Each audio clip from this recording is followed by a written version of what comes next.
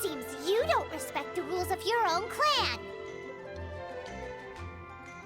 No, I've no need to trouble myself with such frivolous formalities. Here, allow me to demonstrate.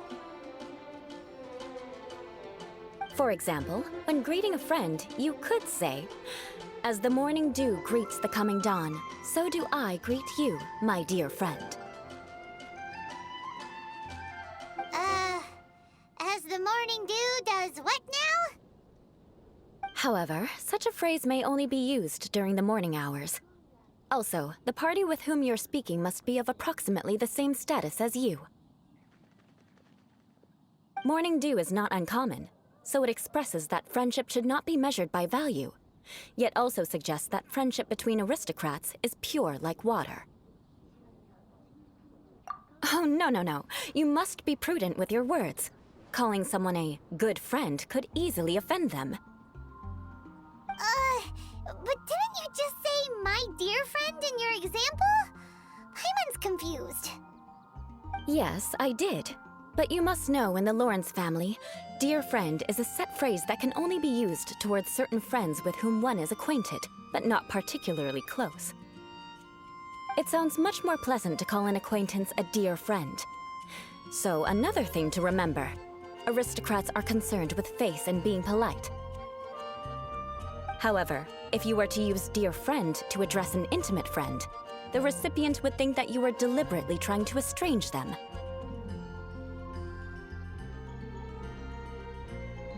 This is only the first step in making a greeting. After addressing one another, you then exchange courtesies. Wait! This is all too abstract. Perhaps it would be better if you gave some real-life demonstrations. Ah. Very well. Come with me. We'll choose some bystanders to converse with.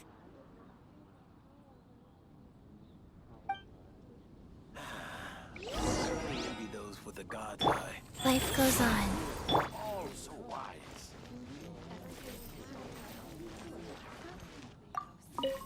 May the god of Animo protect Oh, you're Eula of the Lawrence clan, right? This can't be good. You there, lowly laborer. You stand in the presence of a member of the illustrious Lawrence clan. I have words for you. Please acknowledge the glory bestowed upon thee by the nobility... what comes next? Oh, right. By solemnly kneeling to the ground with utmost sincerity. Huh? I can't make heads or tails of anything you're saying. Hold on. What did they always teach me? Whenever a dispute arises, protection of your family's prestige and dignity always takes precedence. Got it. As a lowly commoner, you shall maintain absolute reverence when speaking with those under which you so graciously toil. How dare you speak in such a manner? Is everyone from the Lawrence clan so strange? The days of the Lawrence clan's tyranny have long passed. I don't care what you're trying to do, just beat it.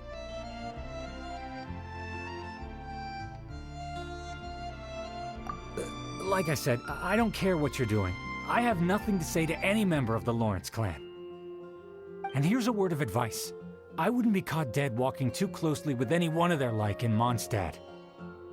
If that's all, I'll be going. I'm afraid I won't be able to control myself if we talk any longer. Hey! Don't leave! Halt! Mark my words, vengeance will be mine! Wow, the Lawrence name really does carry a terrible reputation. Never mind him. I could have predicted as much. Let's find someone else. May the god of Animo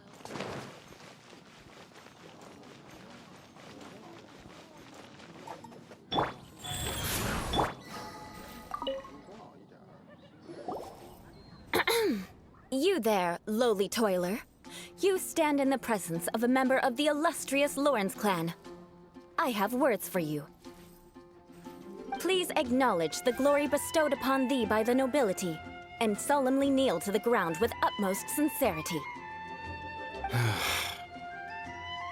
Huh? Why don't you respond? According to the custom, I must wait until you kneel completely before I can say the next words. Right.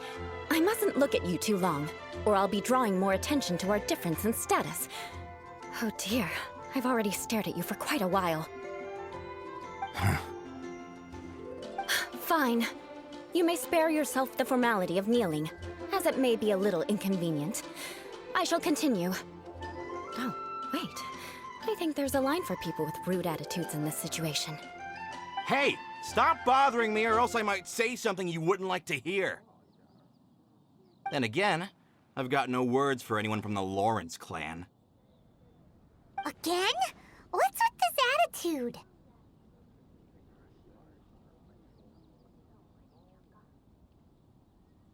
Yes, I don't think his attitude will change.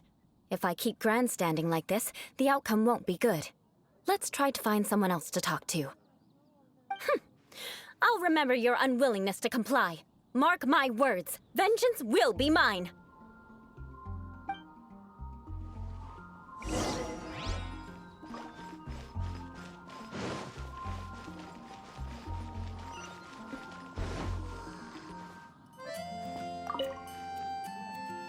You there, lowly worker. Yeah, I've already heard it all before. Look, just spare me the time. Our answer's always the same. We've got nothing to say to the likes of you. I mean, seriously, can't you just take a hint? Please calm down. We don't want to cause any trouble. I know she's a Knight of Favonius, and that the Knights wouldn't misplace their trust, but the name Lawrence carries too much weight with it.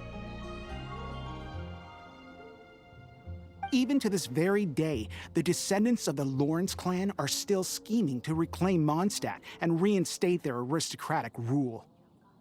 And if that wasn't enough, here you are purposefully using their awkward way of speaking just to put on an act? Don't you care for the feelings of us ordinary folk? You have a point. But mark my words, this transgression will not go unnoticed. Huh? You want to fight? Listen here, I may be no match for you, but I'll be sure to lodge a complaint with the Knights of Favonius. I'm sorry, but I want her to understand that I'm serious. Listen here, if you don't want things to get more unpleasant, then you'd better just stop. Forget it. There's no point in quarreling any further. Let's go.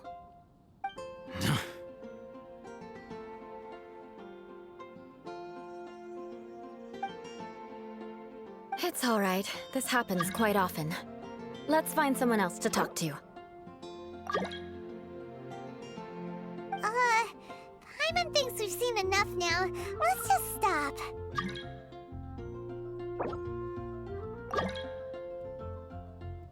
Actually, Paimon thinks we should apologize for asking you to demonstrate for us. We had no idea the feelings between the Lawrence clan and the people of Mondstadt were so bitter.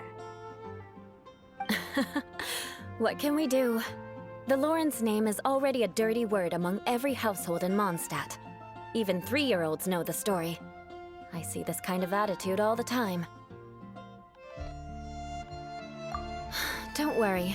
What with me being a Knight of Favonius, they're usually willing to speak a few words with me.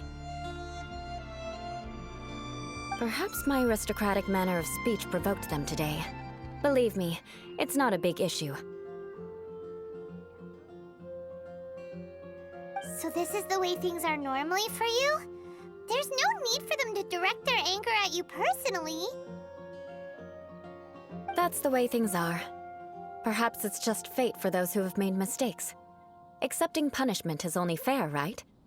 But when your family has committed atrocities, I'm afraid there's no easy path to reconciliation. As memories are carried in the city breeze, the faults of such grievances are passed from one generation to the next. It is now my turn to bear this burden. At least I have a means of living a relatively normal life compared to the elders of my family. I have nothing to be discontented about. Yeah, why were you so willing to try and demonstrate for us? Oh, that reminds me. That last person will not escape my vengeance either. Let's leave it at that. Just think of it as something I like to do. But unfortunately, you probably didn't learn much from those conversations. It seems we have no other choice but to find more people to talk to. No need! Besides, the Traveler's pretty sharp, and nothing gets in our way on an adventure. Paimon thinks we got the gist of it now. Right? Right? We'll just have to roll with it for now. Let's just keep Eula from getting anyone else riled up. Well then, I'm glad you learned something. You're already halfway toward mastering aristocratic conduct. A proper manner of speech is more aesthetic than anything else. It stems from their taste for refinement. But we must also practice your bearing.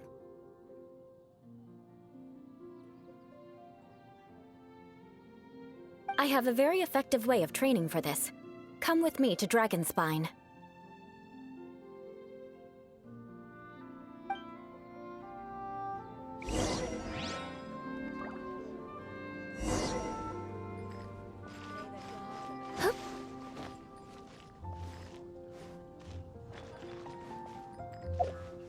May the